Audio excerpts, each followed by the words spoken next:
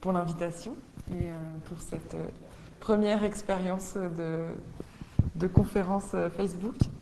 Donc pour me présenter rapidement, je suis architecte, diplômée en février 2018 et je suis devenue doctorante et enseignante à l'école de Normandie depuis janvier 2019.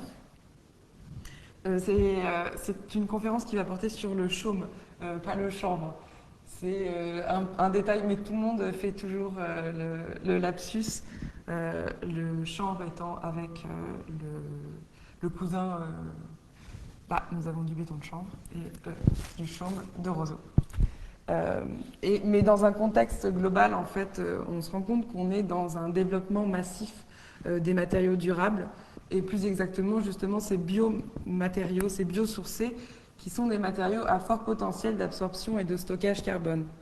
Le chaume de roseau, ce matériau traditionnel et ancestral, peut finalement se proposer comme une solution alternative aux côtés de la construction en paille ou le béton de chanvre plus connu, avec cette caractéristique propre qu'en tant que matériau de couverture, il n'endosse pas simplement le rôle de substitut de nos isolants industriels. Alors, pardonnez-moi, je dois couper. Excusez-moi. Je vous présente rapidement le plan de cette présentation.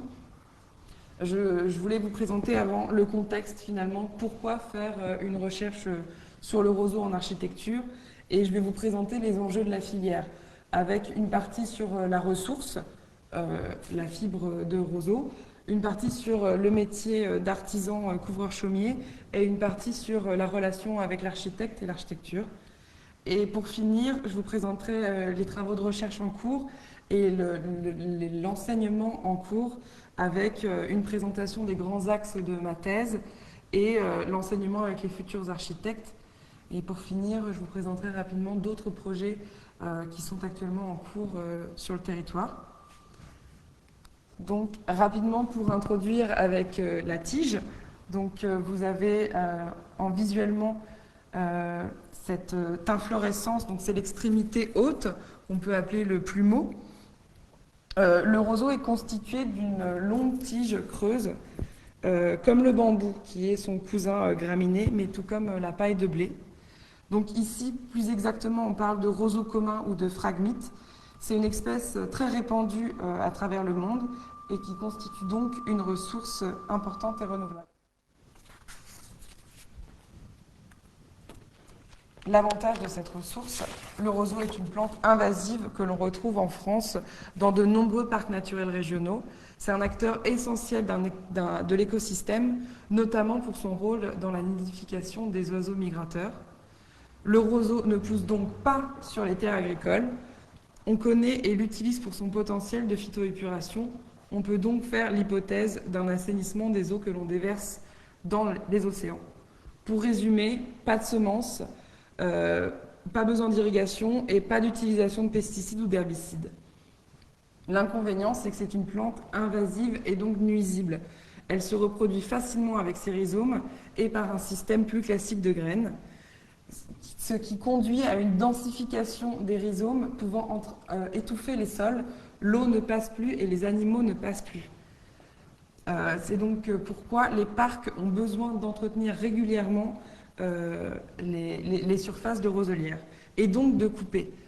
On peut donc se questionner sur ce roseau coupé qui n'est pas nécessairement valorisé et qui pourrait se révéler être un gisement de matière intéressante. Donc plus précisément, le matériau qui est utilisé en couverture se récolte en hiver après les premières gelées. On a besoin de se débarrasser des petites feuilles. Donc voilà, des feuilles qui ne sont pas utiles ou alors d'autres plantes qui poussent au milieu de la roselière. Et on a besoin que le pied de la tige soit bien mort. On ne peut pas avoir des pieds encore verts. C'est la partie la plus importante pour la couverture de toiture puisque c'est elle qui est exposée aux intempéries. On voit aujourd'hui avec l'évolution climatique et la hausse des températures un certain décalage sur la période de coupe. Et le fait, les oiseaux migrateurs arrivent en mars, contraignent énormément ce calendrier pour les coupeurs, pour pouvoir couper sur ces quelques mois. La machine, donc l'inconvénient étant la difficulté de récolte sur ces terres qui sont boueuses et molles, avec des machines qui sont bricolées par les familles de récoltants. Donc ici, on a la machine de la famille Bellamy, qui est une ancienne dameuse à neige qui a été désossée pour être allégée. Et comme on l'a vu précédemment, un tracteur avec roue cage pour ne pas s'enfoncer dans le sol.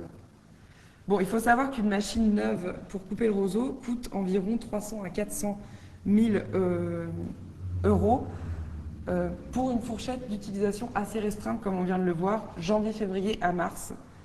Le timing idéal, c'est un très beau temps après une baisse de température dans les négatifs. Monsieur Bellamy me racontait qu'il y a 40 ans, il pouvait commencer à couper dès décembre. Et à l'époque, ils étaient 8 coupeurs et ils coupaient à la faux à la main. Aujourd'hui, ils ne sont plus que 2 familles. Pour obtenir un roseau de couverture, on a besoin donc de bottes qui soient homogènes et bien droites. Et pour ce faire, on a besoin de plusieurs années d'entretien de ces lots de roselières. Une parcelle doit être fauchée tous les 2 ans maximum pour la garder à destination des couvreurs chaumiers. Après 5 ans, la parcelle n'est plus exploitable. Il faut alors recommencer, recouper. Pour conclure sur ce métier de coupeur, il faut plusieurs années de formation pour bien connaître la roselière. Et au-delà de cette expertise, comme on l'a vu, l'outil de la machine de coupe, ces points sont des points clés sur la disparition de cette profession. En piste d'ouverture, on pourrait travailler sur l'irrégularité de la qualité de ces récoltes, qui peuvent être dépendantes des conditions météorologiques. Et ainsi proposer des dispositifs techniques qui puissent exploiter au mieux les différentes qualités de récolte et ainsi valoriser ce gisement, quelles qu'en soient les conditions de récolte. Et plus précisément sur la qualité, aujourd'hui les couvreurs souffrent d'une menace fongique présente depuis une dizaine d'années. C'est un inconvénient majeur qui menace nos filières locales et l'utilisation du chaume en général en France. La ressource est pointée du doigt avec la qualité de roseau et le mode de culture. Donc je vous ai glissé ici la référence d'une étude réalisée par l'agence RIET, qui est l'équivalent de notre ANCC, Association nationale des couvreurs chaumiers, aux Pays-Bas. Donc c'est une coopérative, disons, avec un business plan très développé. Et leur étude, dont l'application scientifique n'est pas très claire, mais néanmoins, elle montre plusieurs points à surveiller, comme le mode constructif, l'homogénéité des bottes, c'est-à-dire que la botte doit contenir des roseaux de même taille et ne doit pas avoir de mauvaises herbes, si je puis dire. Les conditions de stockage, ça va de soi. Le niveau de coupe, c'est-à-dire que plus on coupe proche du rhizome, plus la fibre sera solide. Et pour finir, le milieu de culture, c'est-à-dire la salinité de l'eau ou la pollution éventuelle de certains estuaires. Et donc ces critères-là peuvent remettre en cause la qualité de certaines ressources sur le territoire français. J'ai fait le constat après un voyage aux Pays-Bas. Donc, c'est vrai que le Pays-Bas, c'est un des plus gros constructeurs de chaume aujourd'hui. Et donc, c'est une ressource très intéressante à exploiter. Mais aujourd'hui, aux Pays-Bas, on importe quasiment la totalité de la ressource de Chine. Ici, je vous ai montré une photo de différentes bottes qui servent à la formation des couvreurs chaumiers. Et c'était l'occasion, en fait, de se rendre compte des différentes qualités de bottes possibles entre du roseau chinois, du roseau hollandais ou du roseau français.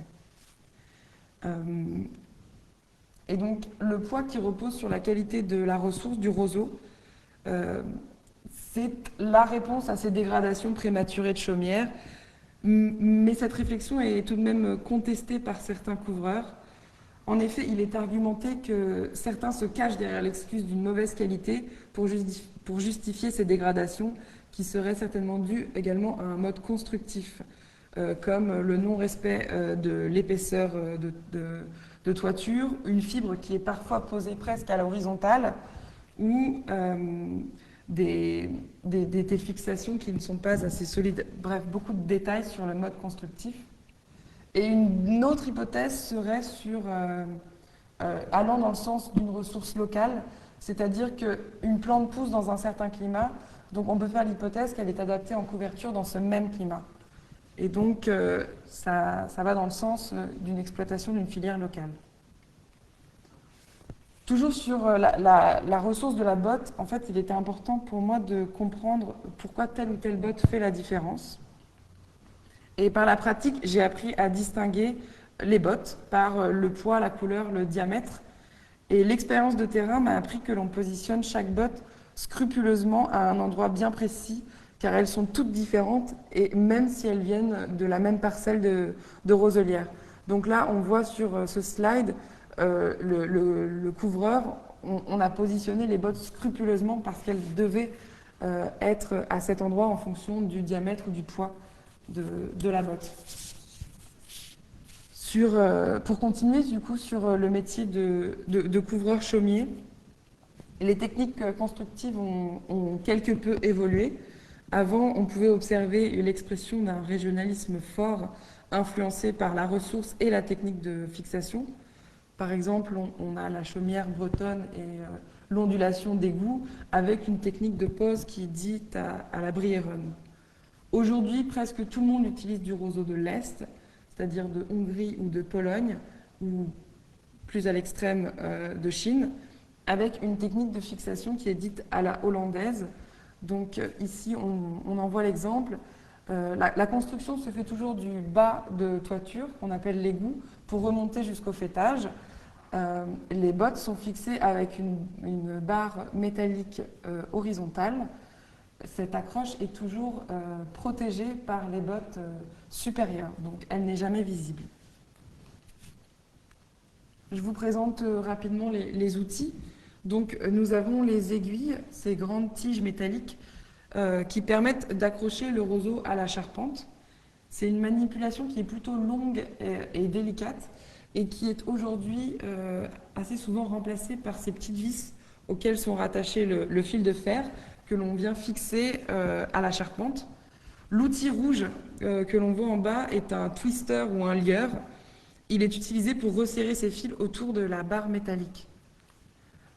Ensuite, on a l'étape de la taloche. Donc en fait, cet outil permet d'égaliser les brins pour donner cette robe uniforme, mais techniquement, c'est indispensable pour éviter les dégâts dus au ruissellement des eaux.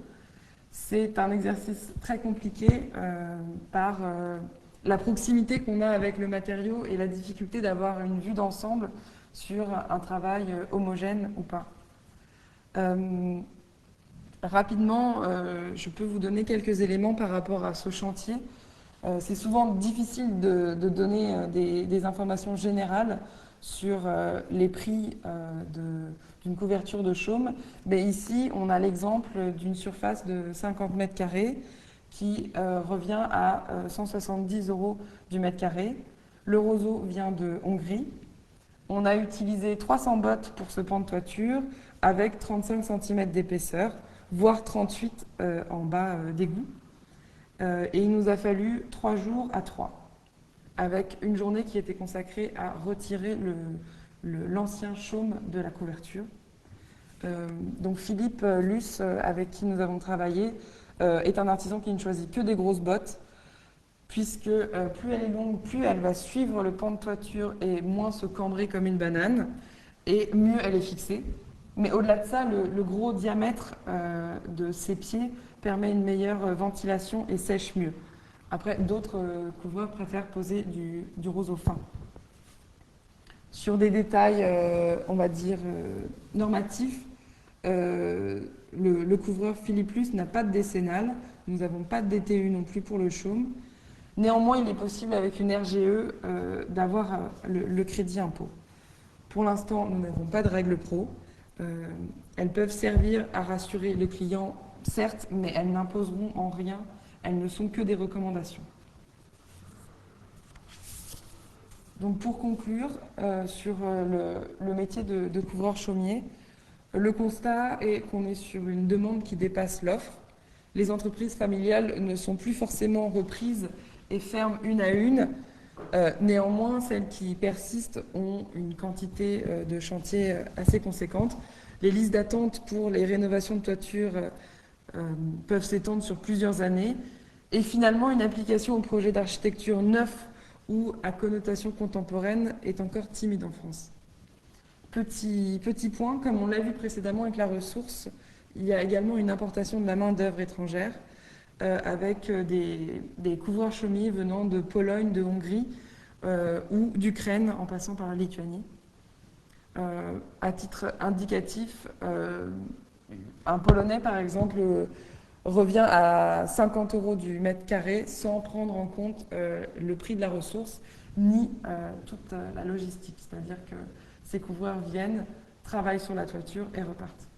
Et il n'y a donc pas nécessairement de... On peut se poser la question du suivi de service après-vente, si je puis dire. Mais bon, sur un point positif, on peut imaginer que le métier de couvreur chaumier puisse répondre à une demande de plus en plus présente d'une jeune génération qui cherche le faire avec ses mains et à laquelle s'ajoutent certaines particularités qui lui sont propres, comme un chantier silencieux dû à un processus constructif similaire à de la couture, comme on l'a vu avec les aiguilles, ou encore la simplicité du processus de transformation de la matière. On coupe le roseau, on le stocke, on le livre sur chantier et on le pose. Donc, pour conclure, les exigences sur la ressource à destination de la couverture de chaume nous amènent à réfléchir à d'autres techniques de construction plus économes, plus écologiques ou tout simplement moins exigeantes sur la ressource. Et au-delà de sa valeur écologique comme matériau biosourcé, ma recherche propose d'étudier le caractère expressif de ce manteau de roseau. Et pour illustrer ce propos, je vous propose quelques réalisations récentes des architectures qui servent souvent de modèle dans les moodboards. Donc ici, la première maison d'Argenreas aux Pays-Bas.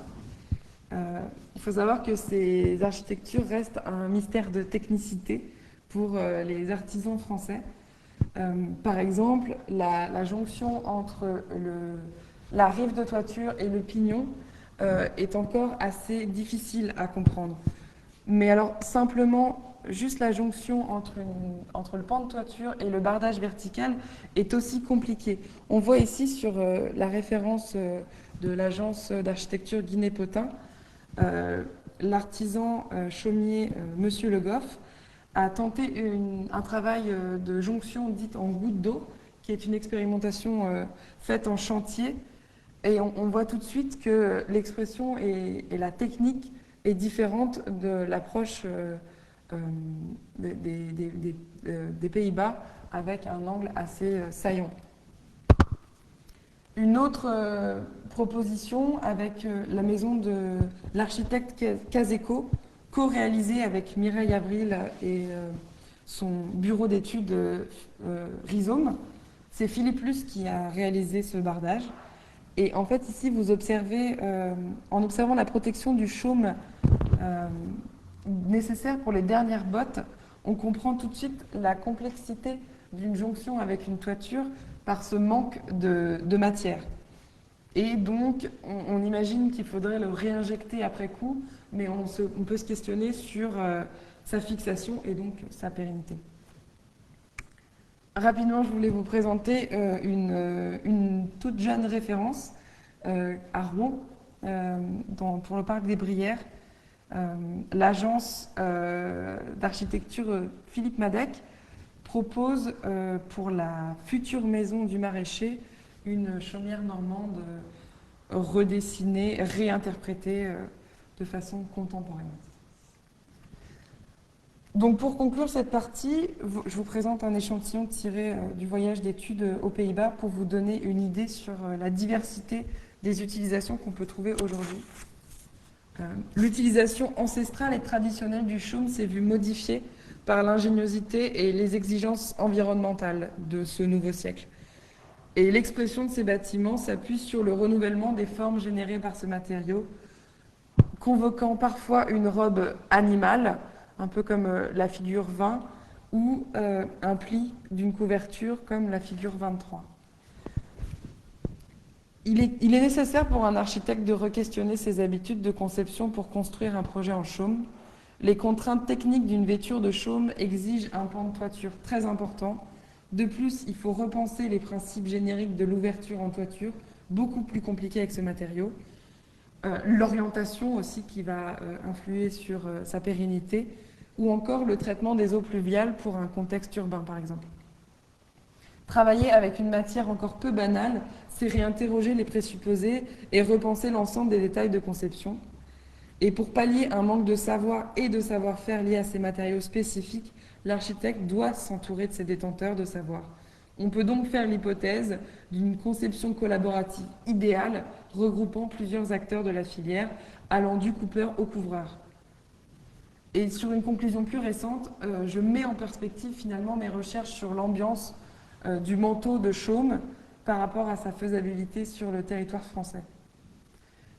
Pour conclure cette première partie, vous résumant les enjeux de la ressource, on peut faire une liste non exhaustive des limites, comme un temps long de chantier, le prix d'une main-d'œuvre, le risque fongique altérant la pérennité promise, ou encore la menace incendie. Néanmoins, ces enjeux sont loin d'être insurmontables, éclairés par de nombreuses qualités écologiques de sa ressource, mais également celles d'un matériau d'architecture offrant une étanchéité à l'eau, une isolation thermique et une isolation acoustique, notamment les bruits d'impact de pluie, mais également les bruits aériens extérieurs comme une autoroute. Et sa perméabilité à l'air lui confère également une capacité de régulation hygrométrique. La disparition progressive des couvertures de chaume, alors qu'il s'agit d'un matériau aux multiples qualités, les enjeux de cette filière peu structurée peuvent être une source d'inspiration et d'innovation. Et donc là, je vais plutôt passer à un parcours personnel avec Louis Joly. Pour l'obtention de notre diplôme d'architecture en février 2018, nous avons proposé une réinterprétation contemporaine du chaume au travers l'exercice du projet de fin d'études. C'est une réponse théorique alimentée d'expérimentations techniques qui propose d'étudier ces enjeux et d'apporter quelques pistes de réponse, comme ici la préfabrication de modules ou encore la réutilisation des déchets dans un broyat pour l'isolation. Mais également, on a le jeu de cette proposition de forme assez atypique dans un contexte urbain. Donc on s'est longtemps justement questionné sur la question de l'expression et sur ce qu'elle renvoie, en étroite collaboration avec ces expérimentations techniques pour une recherche de faisabilité. Donc on travaillait principalement en maquette. Donc ici, vous avez la maquette à l'échelle 1/5 qui nous permettait de tester des idées techniques, et la seconde à l'échelle 1/33, plutôt pour étudier les ambiances. Et nous avons par exemple étudié certaines connotations comme l'utilisation d'un Velux ou l'utilisation de chiens assis pour s'inscrire au mieux dans un paysage pittoresque de centre-ville médiéval, puisque nous étions théoriquement installés en centre-ville d'Honfleur avec cette cloche de chaume.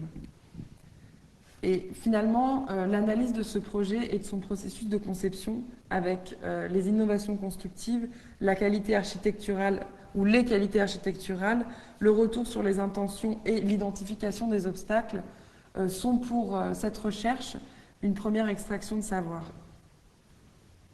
Depuis janvier 2019, je suis maintenant doctorante, encadrée par François Fleury, et je suis membre du laboratoire de recherche ATE de l'ENSA Normandie, où je suis également impliquée dans l'enseignement en master. L'enseignement, c'est l'opportunité de travailler avec des étudiants en master sur ce sujet, et aussi l'occasion de promouvoir le roseau comme un matériau d'architecture plus banal. Et je vais vous présenter un enseignement co-encadré avec François Streff, qui est un architecte du parc des Marais du Cotentin et du Bessin. Et ensemble, on enseigne en fabrique. La fabrique, pour vous expliquer, c'est l'équivalent d'un workshop qui s'étale sur un semestre. C'est 4 heures de séance avec les étudiants pour fabriquer. On a créé un contexte pédagogique assez libre. Le seul objectif, c'est de valoriser la fibre de roseau. On a très peu détaillé sur les exigences techniques traditionnelles de la couverture en chaume, pour plutôt parier sur des expérimentations spontanées qui seraient capables de générer des idées originales. Donc ce premier semestre a permis de développer 3 dispositifs. C'est un semestre qui s'est réalisé de septembre 2019 à janvier 2020 avec des Master 1. Et donc ici, je peux vous présenter du coup un panneau de fibres réalisé par les étudiants où l'objectif était d'utiliser une colle naturelle. On a une autre proposition d'un mobilier 100% roseau qui était finalement une excuse pour travailler le roseau comme matériau de structure et donc en évaluer ses qualités de compression, de flexion. Et un dernier groupe qui a plutôt travaillé sur des modules acoustiques esthétiques. Il s'était questionné sur finalement ces alvéoles de chaume qui ne sont visibles qu'en égout de toiture. Ces dispositifs sont d'ailleurs actuellement exposés au pavillon de Caen pour l'exposition Fibra. Finalement, pour moi, c'était l'occasion d'analyser les processus de conception des étudiants en tenant un journal de bord pour me rendre compte de l'avancement des groupes et permettre ainsi une analyse du processus cognitif. Finalement, comment on fait du projet avec comme porte d'entrée un matériau presque inusité sans en connaître les techniques de construction actuellement en utilisation.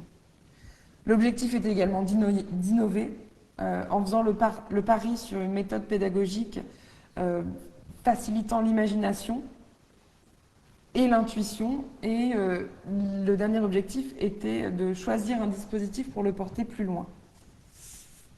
Et c'est également le cas avec une seconde session de fabrique qui a lieu actuellement de septembre 2020 à janvier 2021, où nous travaillons un projet en partenariat avec le pavillon de Caen qui s'installera à l'exposition Fibra, qui accueille la structure cette année du 14 octobre au 17 janvier. Et donc nous travaillons sur la réalisation d'un dispositif de cocon. En fait, c'est pour inviter le visiteur à éveiller ses sens au contact de la fibre. Donc ce dispositif sera construit à l'ENSA Normandie, puis livré au pavillon, logiquement avant les vacances de Noël. Bon, les conditions actuelles nous poussent à re-questionner quelque peu ce calendrier et sa faisabilité. Mais néanmoins, je tenais à vous présenter les maquettes d'intention des étudiants sur ce dispositif de cocon. Pour aller plus en détail, même si je vais survoler ces grands axes de la thèse, en tant qu'architecte, je m'intéresse particulièrement à la relation entre la contrainte constructive ou la logique et l'expression architecturale que peut offrir ces bâtiments recouverts d'un manteau de chaume. Donc je me suis intéressée à l'expression au travers d'un travail d'étude et d'analyse de 90 réalisations en chaume, l'idée étant de proposer des corrélations de critères afin de définir une certaine typomorphologie. Donc ici, de manière plutôt intuitive, on a ces 5 familles avec des réalisations récentes et n'ayant simplement qu'une toiture, comme on l'a vu avec Philippe Madec précédemment, ou des bardages, un bardage de chaume occasionnel. Sinon, on a en 3e catégorie cette famille de boîtes, puis ce que j'appelle le pliage, qui laisse 2 pignons d'une autre matérialité, et pour finir, les cloches de chaume, que j'appelle aussi ces architectures un peu Chewbacca, très poilues. Donc sur un aspect technique, je m'investis sur la conception d'un dispositif innovant, économique et low-tech, préfabriqué, dont je proposerai plus tard d'étudier le potentiel esthétique. Donc ce sont des actions d'expérimentation qui sont menées simultanément, des expérimentations avec les étudiants de master. L'idée est ici de concevoir un ITE, donc isolation thermique par l'extérieur, dans un contexte de réhabilitation thermique. Donc pour conclure, en fait, cette recherche se propose comme un ouvrage guide présentant des possibilités et les limites de la construction en chaume. Par son recueil de références et d'expérimentations, j'espère qu'il puisse inspirer les architectes et les artisans et au-delà, enclencher une réflexion sur la filière de production à l'échelle d'un territoire local et d'autres perspectives comme une future analyse du cycle de vie de ces mises en œuvre. Ce travail vient en complément d'autres recherches et démarches visant à promouvoir le roseau comme un matériau d'architecture plus courant, avec une filière de production locale. Donc je voulais vous présenter rapidement ces autres acteurs. Donc on a Mireille Avril, dont on a vu la réalisation précédemment. Elle a réalisé 2 maisons dans le Morbihan. Donc elle conseille les agences d'architecture souhaitant s'investir dans le chaume en étant intermédiaire avec le couvreur chaumier. Anne Brasselet, qui travaille au parc de Brière, elle travaille dans le programme d'action visant à enrayer justement ce phénomène de dégradation prématurée des chaumières par ces micro-organismes fongiques. Le parc est pilote de ce projet qui rassemble propriétaires, professionnels, opérateurs techniques et de recherche, mais également les collectivités. Dans un domaine plus universitaire, on a le travail de Mathilde Honoré, qui vient de soutenir sa thèse en sciences des matériaux sur un travail essayant de valoriser le roseau comme matériau pour la plasturgie, faire des plastiques, mais aussi un matériau un biomatériau. Donc elle avait cette double problématique avec 2 encadrements de thèse. Et pour finir, Louise Debout, qui est diplômée d'un double master de génie civil et d'architecture à l'ENSA Strasbourg, qui, son sujet de diplôme portait justement sur le roseau en architecture. Et elle a pour cela travaillé avec le parc des Ballons des Vosges en Alsace sur le développement d'une filière et d'un dispositif technique. Mais elle a plutôt travaillé le roseau sous sa forme de broyat. Et donc, pour finir, je voulais finir sur la ressource, puisque ma thèse s'articule autour de la question du rôle que peut jouer l'architecte dans un contexte de promotion de ces biomatériaux en plein essor, et sur ce rapport à la ressource et au mode constructif. Je me demande s'il est possible d'imaginer la réanimation d'une structure de production locale, donc ici du roseau, par et pour la recherche d'une architecture à fort potentiel écologique. C'est tout pour moi. Merci beaucoup de m'avoir écouté. Je vais prendre vos questions. Merci Carole. Je me rapproche pour que vous puissiez me voir. Cela peut-il changer de cadrage. Donc on a des questions qui sont arrivées. Je vais résumer la question de Maude et de Julie qui sont du même ordre et notamment qui concernent le temps de vie de la toiture, d'une part, et puis son recyclage. Qu'est-ce qu'on fait après une fois qu'on a déposé la toiture? Ok. Alors pour le temps de vie d'une toiture, c'est toujours compliqué de donner un chiffre, mais on peut donner une fourchette de 30 ans. Mais aujourd'hui, on devient de plus en plus exigeant sur la qualité de nos matériaux. On veut qu'ils soient absolument non vivants, figés et pérennes. Sauf qu'il faut savoir qu'une toiture de chaume, c'est un petit peu comme investir dans une paire de chaussures en cuir. Il faut l'emmener souvent chez le cordonnier. Donc voilà, il faut faire visiter sa couverture au mieux tous les ans, sinon tous les 5 ans, pour avoir des petites réparations ponctuelles. Après, on peut faire l'hypothèse qu'un bardage, lui, a une pérennité de plus de 50, 60 ans, puisque finalement, l'écoulement des eaux se fait plus rapidement. Mais bon, là-dessus, on a peu de recul. Et sur la question du déchet, c'est justement une question très intéressante, puisque quand on désosse, si je puis dire, une toiture à rénover, on se rend compte qu'il n'y a que 10 centimètres de toute la botte qui est abîmée. Le reste était protégé, donc est parfaitement intact, et donc il pourrait tout à fait être réutilisé en paillage pour les agriculteurs ou les maraîchers. Mais aujourd'hui, il n'y a pas vraiment de filière, c'est-à-dire que voilà, on récupère le roseau. En plus, pour le récupérer, on est obligé en toiture de refaire des bottes pour ne pas avoir une montagne ingérable. Et finalement, ces bottes vont soit en déchetterie, soit elles sont brûlées. Mais c'est vrai qu'on pourrait imaginer un réseau. Dans l'interrogation que vous posez dans le cadre de votre recherche, notamment sur la structuration de la filière, est-ce qu'aujourd'hui, notamment avec toutes les questions qu'on se pose sur justement le recyclage, est-ce que ce n'est pas une façon de donner des clés d'avenir à cette filière, justement d'imaginer toute la filière de la ressource, donc de la collecte, jusqu'à son recyclage? Est-ce qu'il y a des pistes, en tout cas, de ce côté-là? Ben, c'est ça qui serait intéressant finalement dans cette... je ne pense pas pouvoir le traiter dans ma thèse, mais on peut ouvrir sur en fait, une proposition d'ACV, d'analyse de cycle de vie, valorisant une matière brute. Dans l'éventualité où il n'y a pas de traitement fongique ou de traitement contre une inifugation des fibres qui là, du coup, altérerait son caractère compostable. Mais si on utilise la matière brute, voilà, soit elle est utilisée en paillage ou alors en méthanisation.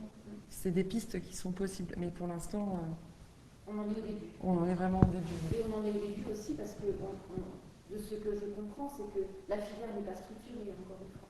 La filière est naissante. D'accord. Et en même temps, voilà, elle est à la fois juvénile et fragilisée. Fragilisée, notamment à cause de, peut-être, vous en avez parlé à un moment, des champignons qui peuvent attaquer aussi. Et également l'importation de ressources dans des pays de l'Est dont on a vu précédemment l'exemple. Et en fait, on a besoin, je pense, d'avoir des réponses immédiates sur la qualité de nos ressources. C'est-à-dire comprendre pourquoi le roseau camarguais n'est peut-être pas bon pour une couverture de chaume, mais éventuellement analyser le roseau de baie de Seine, qui peut lui être un très bon matériau.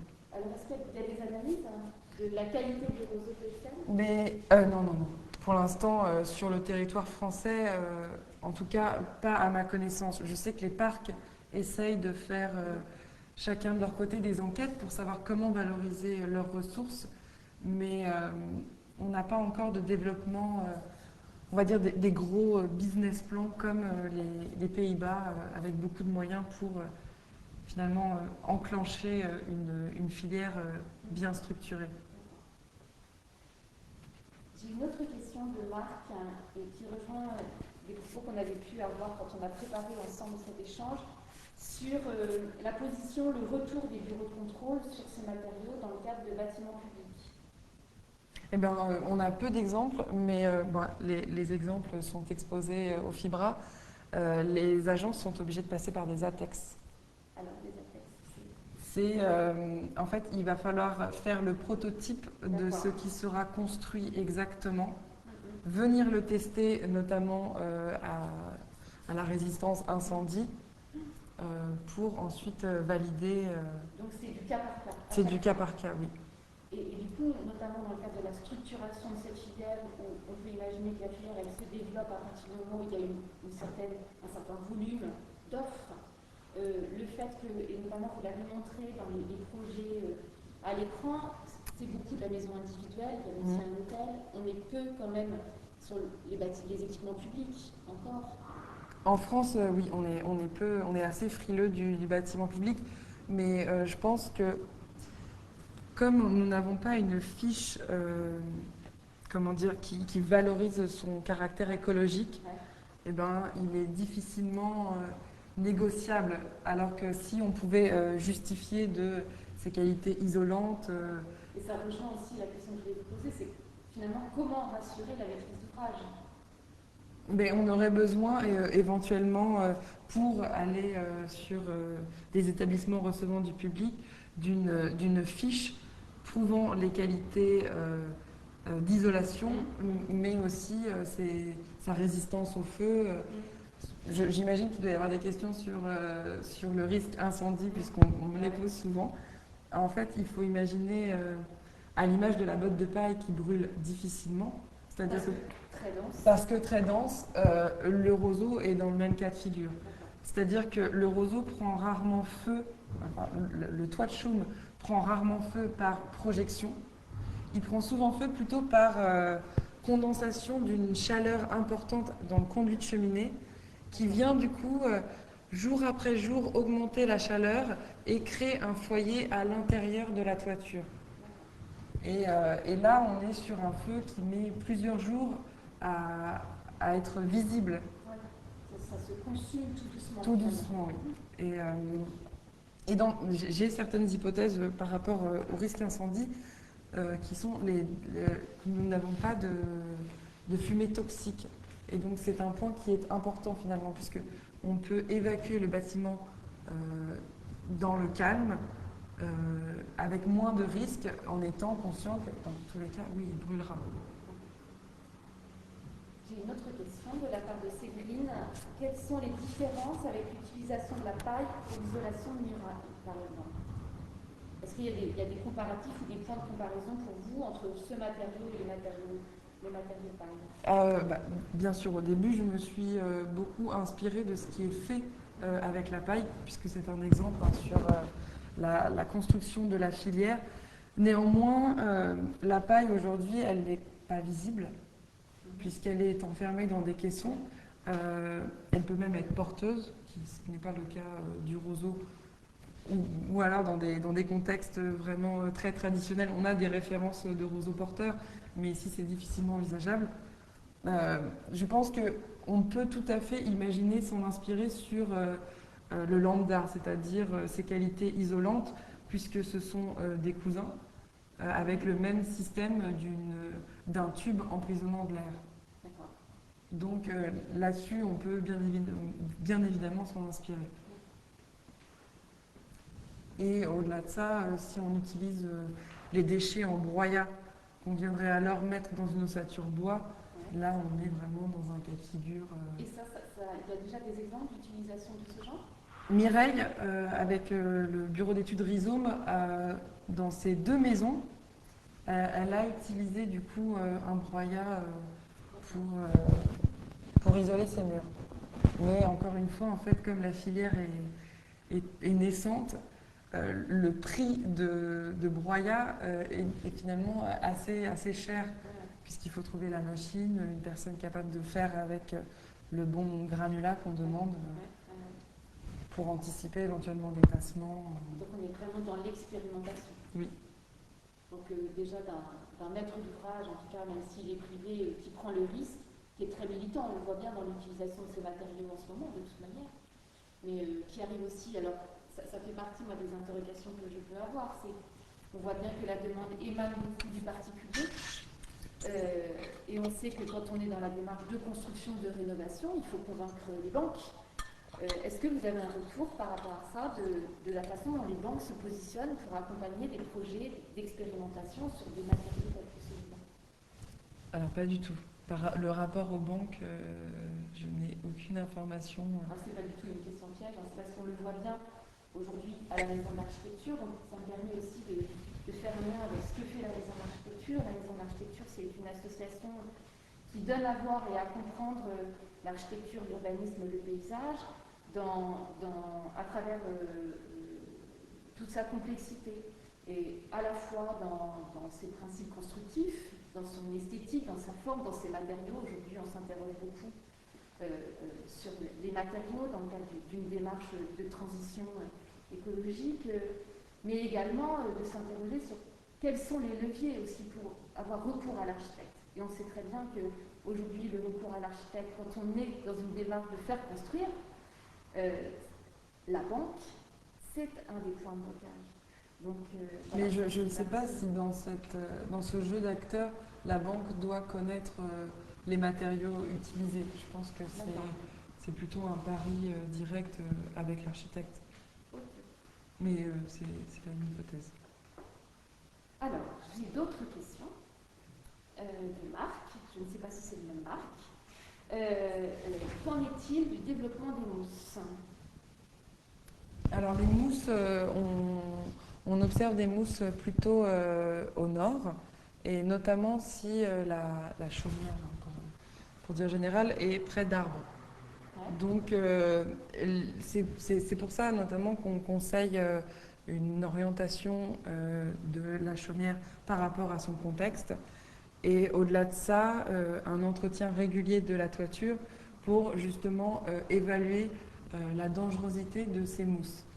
Et s'il faut, il faut gratter, puis repiquer du roseau par-dessus. Parce qu'il y a une deuxième partie à sa question, et il nous dit « Certains entrepreneurs développent des systèmes de fêtage en cuivre pour lutter contre leur prolifération par ruissellement. » Il y a des techniques. Oui, voilà, c'est ça. Bah oui, oui. Alors, j'ai une autre question de la part de Pascal. Quelle est la surface nécessaire de roselière pour couvrir une maison? Ah oui, bah. Et donc, peut-être pour le poser différemment, combien de maisons à l'hectare? Oui, bon, alors ça, c'est comme toujours assez compliqué, mais c'est pour ça que je vous ai donné des chiffres. C'est-à-dire que pour les 50 mètres carrés de la petite toiture qu'on a fait, on a utilisé 300 bottes. Une botte, c'est... Non, disons que ça va être 2 bottes, 2 bottes par mètre carré. Je ne peux pas vous aider là-dessus. Il faudrait que je prépare des réponses génériques là-dessus, mais c'est assez compliqué de chiffrer à l'hectare combien de maisons. Parce que je pourrais éventuellement donner des mètres carrés de toiture, mais. Et donc, du coup, est-ce que le besoin de cette matière première est un frein aussi? En fait, là, on est débordé par la ressource. C'est-à-dire que le roseau pousse partout et ne s'arrête pas de pousser. Donc, ce n'est pas une question de manque. Non, justement, on est avec une montagne de déchets. Parce que, justement, moi, une des remarques que je peux entendre aujourd'hui dans la réflexion portée autour des matériaux biosourcés, c'est en effet, on est dans une démarche écologique avec des qualités reconnues pour ces matériaux. Cependant, quid des besoins du bétail, quid de la renaturation, quid de cette nature finalement qui a besoin de vivre alors qu'on va venir tout récolter pour isoler et construire. Est-ce que c'est pas finalement un mal pour nous? Justement, cette ressource, elle est assez exceptionnelle, si je puis dire, puisqu'elle ne pousse pas sur les terres agricoles. Et au-delà de ça, on en a besoin pour filtrer nos eaux et aussi pour finalement cette préservation de l'écosystème avec le voyage des oiseaux migrateurs. Mais le problème, c'est qu'aujourd'hui, on n'a plus beaucoup de coupeurs en France. C'est un problème de savoir-faire. Oui, voilà. Et donc, mais les parcs ont besoin de couper cette plante qui, à terme, finira par devenir une forêt. C'est-à-dire c'est une gestion raisonnée absolument qu'il faut avoir sur les réseaux. Ah oui, tout est extrêmement millimétré par parcelles qui sont préalablement choisies. Celle-ci peut être coupée, celle-ci certainement pas. C'est vraiment tout un quadrillage très précis. Mais voilà, le parc avec François, donc François Strepp avec qui je travaille dans le parc du Cotentin, ils essayent vraiment de se questionner sur comment on va valoriser ce déchet. Donc comme il travaille avec la bauge, il essaye de le broyer et puis finalement, comme ce qu'on peut observer avec le béton de chanvre, voilà, c'est du terre chanvre, essayer de faire du terre roseau. Pour être utilisé de façon différente, notamment sur la structure? Non, ce ne sera pas porteur. C'est isolant. Le béton de chanvre est simplement isolant. Ok, donc ce sera toujours en isolant ou en barrage? Oui. Je me tourne vers Marie. Est-ce qu'il y a d'autres questions? Moi, j'avais une question pour pour faire le lien avec votre travail de chercheuse, et tout à l'heure vous avez évoqué le fait qu'il manquait aujourd'hui une fiche technique descriptive de ce matériau pour aller plus loin, peut-être dans son utilisation. Est-ce qu'aujourd'hui, quand on est dans une démarche de recherche à l'école d'architecture, c'est un des objectifs poursuivis? C'est une ouverture, je pense, pour la thèse, mais aujourd'hui, j'ai pris un autre virage. D'accord. Donc, c'est-à-dire faire le choix d'une réalisation d'une fiche pour la technique vraiment du show, hein, comme on voit derrière. C'est une ouverture, mais pour l'instant, je m'intéresse plutôt sur, eh bien, au regard de toutes ces connaissances, comment est-ce qu'on pourrait valoriser cette ressource à travers d'autres réalisations techniques que la toiture de chaume. Et c'est notamment pour ça que, d'un côté, sur mes recherches personnelles, je m'intéresse à la préfabrication. Et avec les étudiants, on essaye de développer des idées un petit peu innovantes et puis naïves sur comment se servir de cette ressource. Et donc, pour en voir les résultats, on vient à l'école d'architecture, on va au pavillon, à Caen. Oui, voilà, donc, vous avez évoqué aussi le pavillon, donc je vous parlais de la démarche engagée à l'initiative du CAE des Seines-Maritimes, mais il se trouve que le pavillon à Caen et la Maison d'architecture de Normandie reçoivent en ce moment toutes les deux une exposition consacrée à ces sujets, donc n'hésitez pas. Il n'y a pas forcément une même chose présentée, donc n'hésitez pas à fréquenter les deux lieux dès que ce sera possible. Oui. Et donc, logiquement, on devrait réussir à construire ce cocon avec les étudiants et le livrer, peut-être pas avant les vacances de Noël, mais peut-être début janvier. Mais bon, c'est encore en discussion. Et ben, on s'engage aussi à vous mettre cette information sur les réseaux sociaux. Marion, une autre question pour les enfants. Alors, j'en profite. Du côté de la caméra, il y a Carole et moi, et de l'autre côté, il y a la technique, avec Marion Randall et Baptiste Dupuis. Ils ne les voyaient pas, mais ils sont là.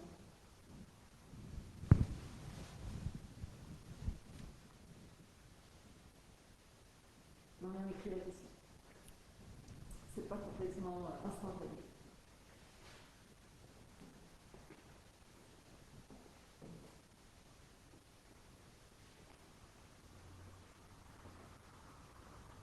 Alors, je ne suis pas sûre de tout lire.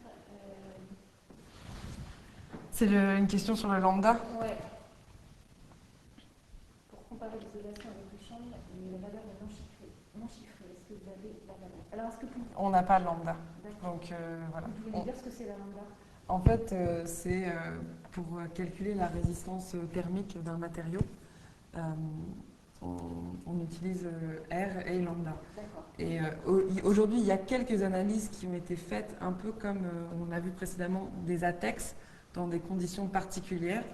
Notamment, Mireille a travaillé avec l'Université de Lorient pour développer un lambda. Néanmoins, il n'a pas été publié. On a des lambdas éventuellement des Pays-Bas, mais la technique constructive est différente. C'est-à-dire qu'aux Pays-Bas, il est obligatoire de fixer son roseau sur de l'OSB. Donc on n'a absolument aucune lame d'air. Ça permet de finalement contrôler ce risque incendie. Mais voilà, on se pose des questions sur éventuellement la pérennité de l'ensemble, puisque l'épaisseur ne respire plus. Mais en réalité, éventuellement, ça peut améliorer sa capacité isolante. D'accord, donc il n'y a pas de retour encore d'expérience par rapport à ça. On n'a pas de lambda sur le roseau. Et les chaumiers n'en ont pas besoin. Puisque ce qu'on a vu, c'est qu'ils débordent de commandes. D'accord. Donc il n'y a pas de... Disons que ça s'embourbe tout seul. Et est-ce que le point que vous venez de préciser, notamment sur le fait que l'utilisation et la mise en œuvre du roseau aux Pays-Bas n'est pas le même qu'en France, explique le fait qu'il soit plus présent dans la construction? Expliquer pourquoi aux Pays-Bas ça a été tant rendu accessible, mais disons que c'est quelque chose que j'essaye d'élucider. Euh, je pense qu'il y a eu toute une démarche dans les années 70 de contrôle de qualité. Et en fait, cette association RIET supervise et s'assure d'une qualité sur toutes les réalisations de chaume, avec également tout un système de formation des couvreurs chaumiers. Donc on est sur une extrême communication sur Structuration d'une certaine façon.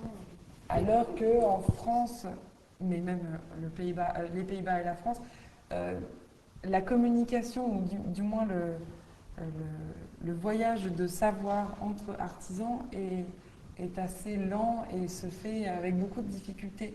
Chaque artisan a sa technique, son écosystème et finalement communique assez peu entre eux. Même si, oui, il y a la NCC, il y a beaucoup d'artisans en Brière qui travaillent ensemble avec le parc. Mais c'est local. C'est relativement encore assez local.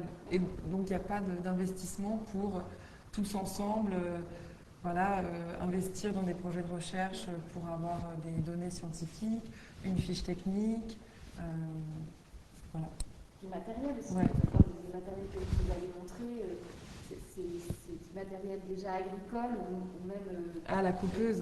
Qui sont détournés finalement. Oui. Mais même les outils, c'est-à-dire que les aiguilles, chaque artisan fait faire ses aiguilles par un spécifique. Sur mesure. Oui, voilà. Donc après, oui, certains outils maintenant peuvent être commandés aux Pays-Bas, mais sinon, c'était plus ou moins, chacun a son approche avec son outil qui fait faire du produit. Donc un domaine très particulier et qui reste encore jusqu'à aujourd'hui fermé finalement. Oui. Mais qui va, avec vos travaux s'ouvrir. Oui, je disais. S'il n'y a pas d'autres questions, je vous propose qu'on clôture la conférence. Je vous remercie infiniment, Carole, d'être venue malgré tout de vous déplacer. Il y en a encore une. Il y a juste une question sur les études thermiques obligatoires. Le roseau ne compte pas thermiquement. C'est-à-dire qu'actuellement, quand il est dans un ERP, on ne prend pas en compte ses capacités isolantes. Et avec un particulier, ces questions-là ne se posent pas. Ce qui explique aussi le blocage quand on est sur des établissements publics. Oui, voilà. C'est l'intention d'une nouvelle expression surtout qui prime. C'est la vêture. Voilà. Merci beaucoup. Merci.